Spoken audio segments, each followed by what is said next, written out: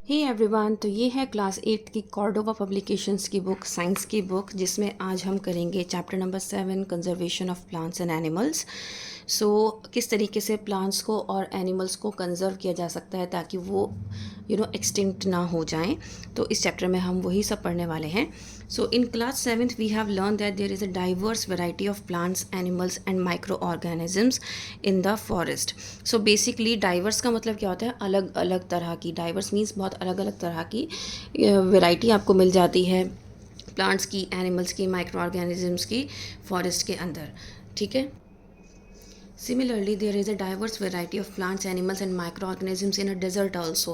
So desert में भी आप देखो, अगर हम प्लेन एरिया की बात करेंगे, टेरेस्ट्रियल लैंड की बात करेंगे, तो वहाँ पर भी वैरायटी डिफरेंट होती है। इवन जो पहाड़ी इलाका होता है, हिल्स वाला एरिया होता है, वहाँ पर भी डाइवर्स वैरायटी होती है प्लांट्स, एनिमल्स और माइक्रो ऑर्गेनिजम्स की। और अगर हम डेजर्ट की बात करते हैं तो डेजर्ट में भी इसी तरीके से आपको वैरायटी मिलती है। तो कहने का मकसद ये है कि आप किसी भी एरिया को ले लीजिए, ठीक है, आपको हर जगह वैरायटी मिलेगी। अगर हम अंडर वाटर सी की बात करते हैं तो सी में भी आपको पता होते हैं कि एक्वेटिक प्लांट्स भी होते हैं, राइट। तो सी के अंदर एक्वेटिक प्लांट्स होने के साथ साथ आप देखते हैं कि बहुत सारी वैरायटी की फ़िशेस भी आपको मिलती हैं ना, अलग अलग ओशंस में, अलग सी में अलग अलग तरीके के आपको एनिमल्स मिलते हैं। तो इस तरीके से क्या है कि डाइवर्स वैरायटी है। ठीक है। So the diverse variety of plants, animals along with micro organisms living in a particular region is called biodiversity. तो बायोडाइवर्सिटी का मतलब क्या हो गया कि एक ही जगह पे अगर हम बात करें किसी भी फॉरेस्ट की, तो एक फॉरेस्ट में अलग अलग तरह के प्लांट्स हैं, एनिमल्स अलग अलग तरह के रह रहे हैं और माइक्रो ऑर्गेनिजम्स रह रहे हैं, क्योंकि वो सब एक ही साथ रह रहे हैं, एक एक जगह का इकोसिस्टम को मेंटेन किए हुए हैं। तो दैट मीन्स वो क्या है, उसका टर्म क्या होगा? Biodiversity. In other words, biodiversity denotes the richness of a species in a particular area of habitat. So basically हम इसको अलग वर्ड्स में ये भी कह सकते हैं कि उस पर्टिकुलर हैबिटाट में, उस पर्टिकुलर जगह पे जहाँ पे वो रह रहे हैं। हैबिटाट क्या होता है? किसी भी एनिमल का और प्लांट का घर जहाँ पर वो रह रहा है। ठीक है, जैसे कि आप अपने घर में रहते हो, ठीक है, तो दैट इज़ योर हैबिटाट। सो ऐसे ही एनिमल्स के हैबिटाट होते हैं, मतलब वो पर्टिकुलर फॉरेस्ट में रहते हैं, ठीक है, तो जहाँ पे वो रहते हैं तो वहाँ वो क्या हो जाता है, उनका हैबिटाट हो जाता है। तो यहाँ पर कहा गया है कि हम बायोडाइवर्सिटी को अलग तरीके से ऐसे भी डिफ़ाइन कर सकते हैं कि एक पर्टिकुलर एरिया में, पर्टिकुलर हैबिटाट में उस स्पीशीज़ की, उस पर्टिकुलर स्पीशीज़ की कितनी ज़्यादा वैरायटी है, तो वो भी क्या कहलाती है? बायोडाइवर्सिटी कहलाती है। स्पीशीज़ का मतलब क्या होता है? एक होता है जैसे कि तुलसी का प्लांट, सपोज करो, ठीक है, तुलसी का प्लांट हो गया। अब तुलसी के प्लांट नहीं, मैं आपको रोज़ का प्लांट का एग्जांपल देती हूँ। रोज़ प्लांट आपने देखा होगा, हम हमेशा से, आज से अगर आप 20 साल पहले की बात करो तो रेड कलर का रोज़ होता था, रेड या वाइट। लेकिन आज के टाइम में आपको डिफरेंट कलर्स के रोजेज़ मिल जाएंगे, पिंक में मिल जाएगा, येलो भी मिल जाएगा, वैरायटी ऑफ स्पीशीज़ आपको मिल जाएंगी। तो ये क्या है? स्पीशीज़ हैं। तो ये स्पीशीज़ कैसे बनती हैं? ये हाइब्रिड स्पीशीज़ होती हैं। रेड और वाइट को कंबाइन करके बना दिया जाता है, जैसे पिंक बन गया है। तो इस तरीके से क्या होता है, डिफरेंट डिफरेंट स्पीशीज़ जो है, मतलब अलग अलग तरीके की वैरायटी जो है वो मिलती है। उम्मीद करती हूँ स्पीशीज़ का मतलब समझ में आया होगा। The biodiversity of a desert, a grassland and a rainforest are very different from each other. तो जो बायोडाइवर्सिटी होती है डेजर्ट की, ग्रासलैंड की और रेन फॉरेस्ट की, वो एक दूसरे से बिल्कुल डिफरेंट होती है, मुख्तलिफ होती है। क्यों होती है डिफरेंट? उसका रीज़न ये है क्योंकि उनका जो हैबिटाट है, रहने की जगह है, वो डिफरेंट है। हो सकता है जिस रेन फॉरेस्ट की हम बात कर रहे हैं वहाँ पर रेगुलर रेनफॉल ना होती हो, टाइमली रेनफॉल होती हो। एक फॉरेस्ट ऐसा है जिसमें रेगुलर रेनफॉल हो रही है। तो दोनों का जो हैबिटाट है, जो एनवायरनमेंट है, वो कम्प्लीटली डिफरेंट हो जाता है। About 10 million species of organisms, microorganisms, algae, fungi, plants and animals are estimated to inhabit the earth, although we actually know only 1 or 2 millions of them. So basically जो 10 million species हैं organisms की, microorganism, plants, animals वगैरह, इनकी इनकी इन्होंने बताया कि कितनी वैरायटी है? 10 मिलियन है, 10 मिलियन स्पीशीज़ हैं इन सब की। लेकिन हमें सिर्फ 2 मिलियन ही पता है, 2 मिलियन का ही हमें नॉलेज है, बाकी की हमें नॉलेज नहीं है। तो बायोडाइवर्सिटी इन फॉरेस्ट कैसा हो सकता है? आप देख सकते हो कि यहाँ पे अलग अलग तरीके के आपको एनिमल्स मिल सकते हैं। और डेजर्ट में क्या होगा? आपको यहाँ पे अलग एनिमल्स, प्लांट्स मिलेंगे। ठीक है। In this chapter we will learn about the causes of loss of biodiversity, the consequences of destroying the biodiversity and the steps being taken to conserve it. So basically हम इस chapter में किस वजह से biodiversity हमारी destroy की जा रही है, उसको हम किस तरीके से रोक सकते हैं, वो सब हम पढ़ने वाले हैं. सो स्पीशीज़ पहली टर्म है. Species refers to a group of organism that have common characteristics and can interbreed among themselves. Interbreed का मतलब जैसे कि मैंने आपको रोज़ का एग्जांपल दिया था कि आपका उन्होंने एक गैमेट उन्होंने उसका ले लिया रेड फ्लावर का और एक वाइट फ्लावर का, और उसे क्या बना दिया, पिंक कलर का फ्लावर बन गया, पिंक कलर का रोज़ फ्लावर बन गया. तो वो that is interbreed among themselves. उनको इंटरब्रीड कराया जाता है ताकि उसका जो इंटरब्रीड करके आपके पास स्पीशीज़ आती है उसका जो कलर होता है वो चेंज होता है. फॉर एग्जाम्पल होमोसेपियंस ऑफ और human beings form one type of animal species. जैसे कि आपको पता होना चाहिए कि ह्यूमन बींग्स का जो साइंटिफिक नेम है वो है होमोसेपियंस. ठीक है. अब साइंटिफिक नेम लिखने का भी एक तरीका होता है. ये आप 9th क्लास में भी पढ़ेंगे साइंटिफिक नेम लिखने का तरीका, क्योंकि आपके क्लासिफिकेशंस आ जाएंगी उसमें. तो होमोसेपियंस में क्या होता है, जो एच होता है जो फर्स्ट नेम होता है उसका वो कैपिटल होता है, लेकिन सेकंड नेम को हम हमेशा स्मॉल लिखते हैं. अब क्योंकि ये बुक में लिखा हुआ है तो ये इन्होंने इटालियन उसमें फॉर्मेट में आपको दिखा दिया है. लेकिन अगर आप इसको कॉपी में लिखोगे तो आप एक अपनी नॉर्मल राइटिंग में लिखोगे तो इसको आपको अंडरलाइन करना पड़ेगा. तो होमोसेपियंस और human beings from one type of animal species. Ecosystem. The various communities of living organisms, plants and animals interact among themselves as well as with their physical environment like soil, air and water. तो बहुत सारी communities होती हैं जो living organisms की, वो क्या करती हैं, वो एनवायरनमेंट से क्या करती हैं, इंटरेक्ट करती हैं.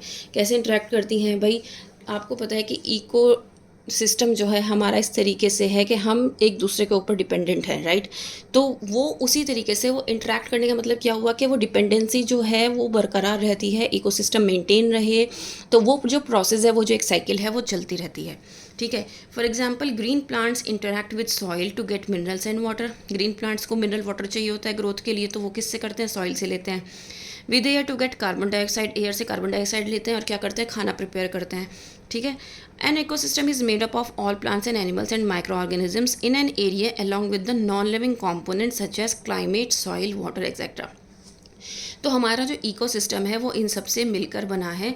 ठीक है. जितने भी हमारे नॉन लिविंग कंपोनेंट्स हैं एज वेल एज हमारे लिविंग बींग्स हैं, उन सबको मिलाकर बना है. क्योंकि ये जो रिलेशनशिप है ये एक ऐसी रिलेशनशिप है जिसको आप तोड़ नहीं सकते, और अगर आपने इसके साथ कोई भी छेड़खानी की या इसको तोड़ने की कोशिश की तो क्या होगा, आपका इकोसिस्टम डिस्टर्ब हो जाएगा, जिसकी वजह से अल्टीमेटली हार्म आपको ही होगा. ठीक है. क्योंकि ये एक साइकिल है जो रेगुलर चलती रहती है. अगर ये साइकिल नहीं चलेगी तो अल्टीमेटली उसका खामियाजा हमें ही भुगतना पड़ेगा, हमें ही उसका नुकसान होगा. ठीक है.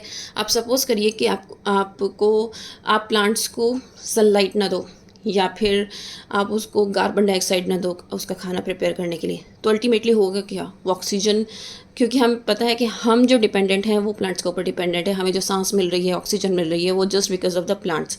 ठीक है. और अगर हमने प्लांट्स को ही कार्बन डाइऑक्साइड नहीं दी, क्योंकि उसको प्रिपरेशन में, फूड प्रिपरेशन में उसको हेल्प मिलती है, तो आपको ये पता होना चाहिए कि जब वो फूड प्रिपेयर करता है तभी ऑक्सीजन रिलीज़ होती है और वो कार्बन डाइऑक्साइड को यूज़ करता है, राइट, प्लांट. तो वो ऑक्सीजन का जो रिलीज़ करने वाला जो प्रोसेस है ना, वो नहीं होगा और दुनिया में हाहाकार मच जाएगा और हम लोग ऑक्सीजन ऑक्सीजन नहीं ले पाएंगे. So it is the relationship between a biotic community, plants and animals and an abiotic environment. So biotic वो होते हैं जो लिविंग होते हैं, एबायोटिक वो होते हैं जो नॉन लिविंग होते हैं. ठीक है. The example of ecosystems are a forest, a desert, a mountain, a lake, a river, etcetera. तो ये इकोसिस्टम का क्या है, ये एक एग्जाम्पल है. Habitat, the natural environment of a plant or animal species where it lives and reproduces is called its habitat. मैंने आपको ये पहले ही समझा दिया था, उसका घर.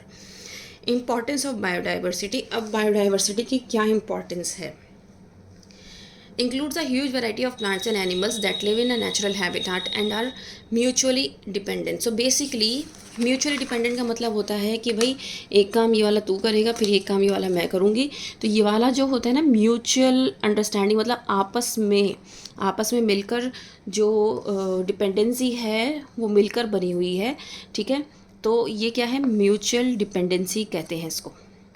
Now, every component of biodiversity, from microorganisms to huge animals like elephants, plays an important role in nature. तो कोई भी component हो biodiversity का, छोटे से छोटे animal से लेकर बड़े से बड़े animal तक, उसका एक अपना एक अलग importance है.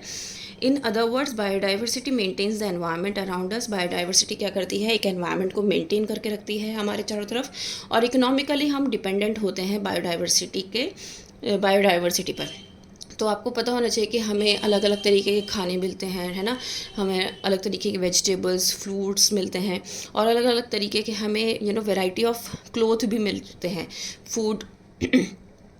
देन हमें वुड, मेडिसिन, ऑयल. तो हमें ये सब किस चीज़ से मिल रहा है, हमें प्लांट से मिल रहा है, राइट. तो दैट मीन्स डिफरेंट तरीके के जो प्लांट्स हैं वो क्या कर रहे हैं, हमें डिफरेंट डिफरेंट चीज़ें प्रोवाइड कर रहे हैं. तो ये भी क्या हो गई, ये आपकी वैरायटी ऑफ प्लांट्स हो गए. तो हमें फूड, लेदर, मिल्क, ये कहाँ से मिलता है, एनिमल से भी मिलता है. जैसे कि अगर हम कहें मीट और एग जो है वो हमें एनिमल से मिलते हैं. देन हमें लेदर जो है वो डेड एनिमल्स की स्किन से मिलता है. मिल्क भी हमें एनिमल से मिलता है. तो ये क्या है, ये कुछ चीज़ें हैं जो हमें एनिमल से मिलती हैं. Now cause of loss of biodiversity. अब कौन सा ऐसा कॉज है जिससे हम बायोडाइवर्सिटी बायोडाइवर्सिटी जो है वो लूज़ होती जा रही है. तो सबसे पहला जो रीज़न है वो है डिफॉरेस्टेशन. डिफॉरेस्टेशन का मतलब होता है कटिंग डाउन ऑफ ट्रीज़. आपने देखा होगा आबादी बहुत ज़्यादा बढ़ रही है, जिसकी वजह से क्या हो रहा है, जंगल को काटा जा रहा है, जितनी भी ग्रीनरी है उसको ख़त्म किया जा रहा है, और बिल्डिंग्स पे बिल्डिंग्स बनाई जा रही हैं. That is one of the reason. आपने देखा होगा बहुत सारे केसेस आज के टाइम में हम सुन रहे हैं कि लायन आपके रिहायशी एरिया में आ गया था जहाँ पर लोग रहते हैं, और उसने एक के ऊपर अटैक कर दिया. या टाइगर को, या चीता का एक एग्जांपल मैंने रिसेंटली एक यूट्यूब पे वीडियो देखी थी कि वो एक गांव में घुस आया था टाइगर, और उसने अटैक किया था 2 लोगों पर. ठीक है.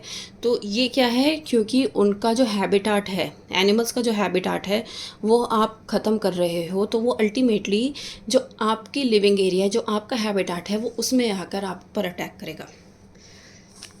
जब हम फॉरेस्ट को क्या करेंगे, क्लियर करेंगे, तो ये क्या है, डिफॉरेस्टेशन है. डिफॉरेस्टेशन हम क्यों कर रहे हैं, ताकि हम अपने घर बना सकें, फैक्ट्रीज़ बना सकें, रोड्स बना सकें, डैम्स बना सकें. हम अपने रहने का इंतज़ाम कर रहे हैं, लेकिन एनिमल्स के रहने का हम कोई भी इंतज़ाम नहीं कर रहे हैं. बहुत ज़्यादातर केस में हमने देखा है कि जो प्लांट्स का जो कटिंग डाउन की जाती है वो की जाती है वुड के लिए, ताकि वो क्या कर सकें, फर्नीचर बना सकें, पेपर ले सकें. तो इस तरीके से अलग अलग चीज़ों के लिए वुड के लिए क्या करते हैं, प्लांट्स को कट किया जाता है. ठीक है.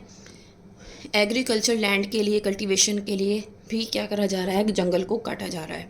For mining of minerals such as coal, petroleum, ores, इसके लिए भी क्या किया जा रहा है, डिफॉरेस्टेशन का प्रोसेस किया जा रहा है. सो ये जितने भी सारे केसेस हैं ये सारे ह्यूमन के किए हुए हैं, ये पहले ऐसा नहीं था. ठीक है.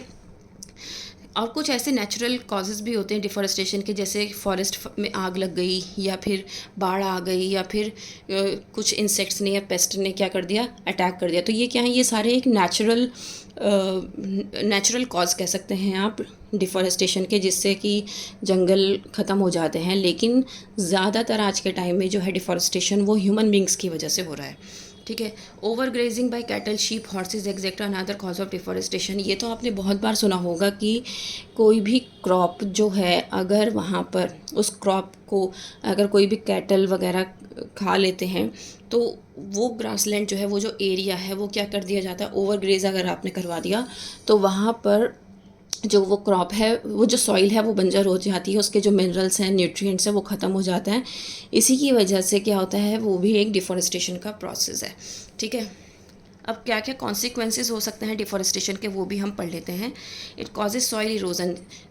जब डिफॉरेस्टेशन होगा तो बेसिकली क्या हो रहा है, सॉइल इरोजन हो रहा है. सॉइल इरोजन का मतलब क्या होता है कि वहाँ पर वो सॉइल जो है वो उपजाऊ नहीं रही है, उसके अंदर मिनरल्स, न्यूट्रिएंट्स नहीं रहे हैं. ठीक है. जो टॉप सॉइल है वो कम्प्लीटली क्या हो गई है, इरोजन हो गई है, वो ख़राब हो गई है. ठीक है. तो इस तरीके से क्या हो जाता है, वो जो लैंड होती है वो पर्टिकुलरली डेजर्ट में कन्वर्ट हो जाती है, और इसी को क्या कहते हैं, डेजर्टिफिकेशन कहते हैं. तो डेजर्टिफिकेशन को अगर मैं आपसे कहूँ कि आपको डिफ़ाइन करना है, तो आप किस तरीके से डिफ़ाइन करोगे कि भाई रेगुलर सॉइल इरोजन की वजह से क्या होता है कि जो सॉइल है वो इनफर्टाइल हो जाती है. जो अपर लेयर होती है सॉइल की, उसमें न्यूट्रिएंट्स, मिनरल्स वगैरह कुछ नहीं रहते, जिसकी वजह से आप कोई भी प्लांटेशन नहीं कर सकते, कोई भी क्रॉप नहीं लगा सकते. तो वो क्या होती है, वो कन्वर्ट हो जाती है लैंड ऑटोमेटिकली डेजर्ट में, and this is known as desertification. तो ट्रीज़ क्या करते हैं, कार्बन डाइऑक्साइड लेते हैं और हमें ऑक्सीजन देते हैं, और इसी प्रोसेस को हम क्या कहते हैं, फोटोसिंथेसिस कहते हैं, क्योंकि फोटोसिंथेसिस के प्रोसेस में फूड जो है अपना खाना प्रिपेयर करते हैं और उसी फूड प्रिपरेशन में कार्बन डाइऑक्साइड रिलीज़ होती है। Deforestation increases the level of, तो रेगुलर डिफॉरेस्टेशन से क्या होता है, जब रेगुलर आप कटिंग डाउन और फ्रीज करोगे तो जो कार्बन लेवल है वो क्या हो जाता है, हमारे एनवायरनमेंट में बढ़ जाता है, जिसकी वजह से जो गैसेस का एक एटमॉस्फेयर में नेचुरल बैलेंस है वो डिस्टर्ब हो जाता है। अब कार्बन डाइऑक्साइड का जो लेवल है वो क्यों बढ़ रहा है, क्योंकि वो प्लांट्स को नहीं मिल रहा है और कार्बन डाइऑक्साइड वो रिलीज़ नहीं कर पा रहा है, तो दैट मीन्स ऑक्सीजन रिलीज़ नहीं कर पा रहा है, तो दैट मीन्स हम क्या कह सकते हैं कि डिफॉरेस्टेशन से ऑक्सीजन की कमी होती है एनवायरनमेंट में और कार्बन डाइऑक्साइड का जो लेवल है वो बढ़ जाता है, और जिसकी वजह से क्या होता है, हमारे एटमॉस्फेयर में जितनी भी गैसेस प्रेजेंट हैं उसका जो एक कॉन्सेंट्रेशन है ना, मतलब एक परसेंटेज होती है हर एक गैस की कि हमारे एनवायरनमेंट में कि ये गैस इतनी प्रेजेंट है, ये गैस इतनी प्रेजेंट है, तो वो जो परसेंटेज है वो गड़बड़ हो जाती है, जिसकी वजह से क्या होता है, बहुत सारे प्रॉब्लम्स क्रिएट हो जाती है, और इसी एक प्रॉब्लम को हम कहते हैं ग्लोबल वार्मिंग, जो कि इन गैसेस की वजह से होती है। Increase in the concentration of carbon dioxide may lead to an increase in global temperature, क्योंकि जैसे जैसे आपका कार्बन डाइऑक्साइड का जो लेवल है वो इंक्रीज़ होगा, मतलब एनवायरनमेंट में तो क्या होगा, टेम्परेचर इंक्रीज़ होगा, जिसकी वजह से क्या होगा, ग्लोबल वार्मिंग होती है। और ग्लोबल वार्मिंग क्या करती है, वो डिस्टर्ब करती है वाटर साइकिल को, रेनफॉल रिड्यूस कर देती है, बाढ़ आती है, जो ग्लेशियर्स हैं वो मेल्ट होने स्टार्ट हो जाते हैं, ठीक है, और सॉइल की जो वाटर है होल्डिंग कैपेसिटी होती है वो भी डिक्रीज़ होनी स्टार्ट हो जाती है, जिसकी वजह से क्या होता है, फ्लड्स आने स्टार्ट हो जाते हैं। ड्रॉट मीन्स सूखा होता है। Forest are natural habitat of many species of animals, forest क्या करते हैं, नेचुरल हैबिटाट है बहुत सारे स्पीशीज़ के एनिमल्स के। अगर हम रेगुलर कटिंग डाउन और फ्रीज करते रहेंगे तो वो जो है उन एनिमल्स का जो घर है वो छिन जाएगा, जिसकी वजह से उनके लिए रहना मुश्किल हो जाएगा, और इसीलिए ये एक जो एग्ज़ाम्पल है जाइंट पांडा का, ये बहुत वनरेबल है, ठीक है, वनरेबल मतलब आपको अब बहुत मुश्किल से मिलेगा, एंडेंजर्ड स्पीशीज़ में इसको काउंट किया जा रहा है आज के टाइम में, ठीक है, because it survive only on bamboo shoots. In the past few decades more than half of bamboo forest which are the natural habitat of the panda have been cleared for farming in the name of development. As a result, only a few giant pandas are left in their natural surroundings. तो basically ये क्योंकि bamboo पर ही रहते थे, bamboo shoots पर ही रहते थे, और जो बैम्बू फॉरेस्ट थे वो बहुत सारे डिस्ट्रॉय कर दिए गए हैं in the name of development, so जिसकी वजह से क्या हुआ, ये एक्सटिंक्ट होने स्टार्ट हो गए हैं। Next one is illegal hunting. Illegal hunting जैसे कि tigers, elephants, leopards, rhinoceros, whales, seals and many animals are under threat because they are hunted for their skin, fur, tusk, claws, meat and other body parts। तो ये हम जानते हैं कि ये सब एनिमल्स किस काम के लिए हंट किए जाते हैं, राइट। और ये हंटिंग ऑफ एनिमल क्या है, ये इलीगल है।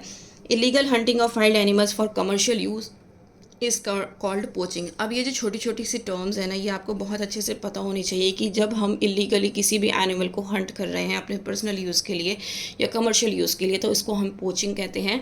जैसे कि चीता, Indian forest, the cheetah in Indian forest and dodo, a unique bird in Mauritius, have become extinct due to excessive hunting.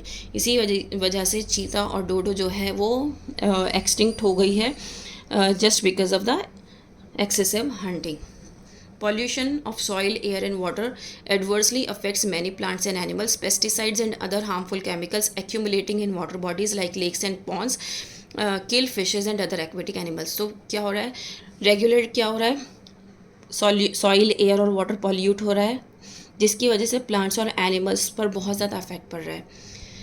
बहुत सारे पेस्टिसाइड्स और अदर हार्मफुल केमिकल्स जो हैं वो वाटर बॉडीज़ के ऊपर एक्यूमुलेट हो जाते हैं, मतलब जो ऊपरी सतह होती है वो कवर कर लेते हैं। जैसे कि हम आजकल प्लास्टिक्स का बहुत यूज़ कर रहे हैं, प्लास्टिक की पॉलीथीन हो गई, या फिर प्लास्टिक हम अगर हम घर में कोई भी पार्टी वगैरह रखते हैं तो हम यूज़ एंड थ्रो मटेरियल मंगाते हैं बाहर से, ताकि हमें बर्तन ना धोने पड़े या फिर बर्तन यूज़ ना करने पड़े हमें अलग से, तो हम यूज़ एंड थ्रो का यूज़ करते हैं। तो वो यूज़ एंड थ्रो अल्टीमेटली कहाँ डंप होते हैं, वो सॉइल में डंप होते हैं या फिर वाटर बॉडीज़ में जाते हैं, तो ये क्या करते हैं, जो अपर लेयर होती है, सॉइल हो या वाटर हो, उसको कवर कर लेती है, जिसकी वजह से जो उसकी न्यूट्रिएंट वैल्यू है ना सॉइल की, वो ख़त्म हो जाती है, क्योंकि ये अल्टीमेटली वो नहीं होता, ख़त्म नहीं होते। प्लास्टिक जो है वो कभी भी ख़त्म नहीं होती है, वो रहती है। और इसकी वजह से क्या होता है कि जो उसके नीचे वाली लेयर है ना, वो सांस नहीं ले पाती है ना। अगर हम, आपने देखा होगा, कोई भी, गंगा का एक एग्जांपल देती हूँ। गंगा में अभी कुछ टाइम पहले तक ये हुआ था, सफाई अभियान चला था। क्यों सफाई अभियान चला था? क्योंकि वो गंगा को बहुत ज़्यादा गंदा कर दिया गया था। उसमें बहुत ज़्यादा, आपने देखा होगा, प्लास्टिक्स वगैरह थे, जिसकी वजह से उसका जो पानी था वो बहुत ज़्यादा पॉल्यूट हो गया था। तो उस पॉल्यूटेड पानी को साफ़ करने के लिए, क्योंकि गंगा एक पवित्र नदी है, राइट, तो इसलिए क्या किया गया था, एक अभियान चलाया गया था जिसमें गंगा नदी को साफ़ किया गया था। तो गंगा नदी को कैसे साफ़ किया गया था, उस पर प्रॉपर एक वॉलंटियर्स लगे थे, और जितने भी ये प्लास्टिक बैग्स और हम प्लास्टिक यूज़ करते हैं, उन सबको हटाया गया था, और बीच में प्लास्टिक को भी बैन किया गया था। लेकिन उसके बाद प्लास्टिक को भी ये बैन से हटा दिया गया है। मतलब अब लोग आराम से प्लास्टिक्स यूज़ करते हैं, है ना। तो ये क्या है, ये एक्वेटिक एनिमल्स के लिए एक बहुत बड़ा खतरा है, क्योंकि अगर आपकी अपर लेयर, पानी की जो अपर लेयर है, वो प्लास्टिक से ढक जाती है, तो नीचे ऑक्सीजन की कमी हो जाती है पानी में, जिसकी वजह से जो एक्वेटिक एनिमल्स हैं या प्लांट्स हैं वो मर जाते हैं, ठीक है। और ये क्या है, एक बहुत बड़ा थ्रेट है उन एनिमल्स और प्लांट्स के लिए। नेचुरल डिज़ास्टर आपको पता होना चाहिए, earthquake, floods, drought, cyclone, tsunami, hurricanes, ये क्या है, ये सारे आपके नेचुरल डिज़ास्टर हैं जो कि अल्टीमेटली सभी का नुकसान करते हैं। प्लांट्स, एनिमल्स हों या फिर कोई भी हो, ह्यूमन बींग्स हो, उनका रिहायशी एरिया हो, कोई भी हो, सभी को ये क्या करता है, अल्टीमेटली हार्म करता है। नाउ एक्जॉटिक स्पीशीज़ की बात कर लेते हैं। Animals and plants that do not belong to a place originally and are introduced from elsewhere all are called exotic.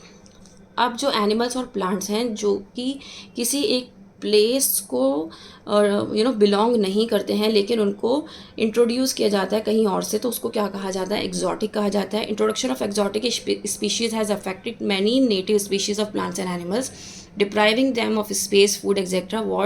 Water hyacinth and eucalyptus are example of exotic species. So basically क्या होता है, जब हम किसी भी exotic species को अपने environment में लेकर आते हैं, तो वो अदर स्पीशीज़ की जगह ले लेती है, जिसकी वजह से क्या होती है, उनका फूड, वाटर, क्योंकि हर एक प्लांट को न्यूट्रिएंट्स चाहिए होते हैं सॉइल से, तो जब वो न्यूट्रिएंट लेती है सॉइल से, तो ये बट ऑब्वियस है कि उसके आसपास के जो वहाँ के रहने वाले पहले से प्लांट्स हैं, उनके ऊपर फ़र्क पड़ता है, उनको वो प्रॉपर न्यूट्रिएंट नहीं मिलता है। तो यहाँ पर वाटर हाइसिंथ और यूकेलिप्टस जो है वो एक्जॉटिक स्पीशीज़ हैं। वाटर हाइसिंथ बहुत जल्दी, बहुत ही तेज़ी से ग्रो करता है, ठीक है, और ज़्यादातर ये अपनी जितने भी वाटर बॉडीज़ हैं लाइक पॉन्ड्स एंड लेक्स, उसको कवर कर लेता है। This exotic variety is threatening to survival of many native aquatic plants of India, जिसकी वजह से क्या है, जो नेटिव प्लांट्स हैं इंडिया के, उसको ये क्या कर रहा है, ये उसके लिए सर्वाइवल के लिए थ्रेट है, ठीक है ना। ओके, तो नेक्स्ट हम देख लेते हैं इसमें क्या है। नेक्स्ट यहाँ पर इसके मल्टीपल चॉइस क्वेश्चंस हैं, वो हम देख लेते हैं। So the existence of diverse variety of plants and animals living in the region is called, इसको हम बायोडाइवर्सिटी कहते हैं। Relationship between biotic community and a biotic environment is called, इसको हम इकोसिस्टम कहते हैं। Loss of biodiversity is also because of dash in human population, so basically increase in human population, जिसकी वजह से लॉस ऑफ बायोडाइवर्सिटी हो रहा है। Oil spill is a threat to organism living in seas, क्योंकि वो गंदा ऑयल जो है वो पानी में जाता है और वो नुकसान करता है। Eucalyptus is an exotic species, ये हमने अभी पढ़ा है। उम्मीद करती हूँ कि ये आपको अच्छे से समझ में आया होगा। Please like, share and subscribe. That's all, thank you.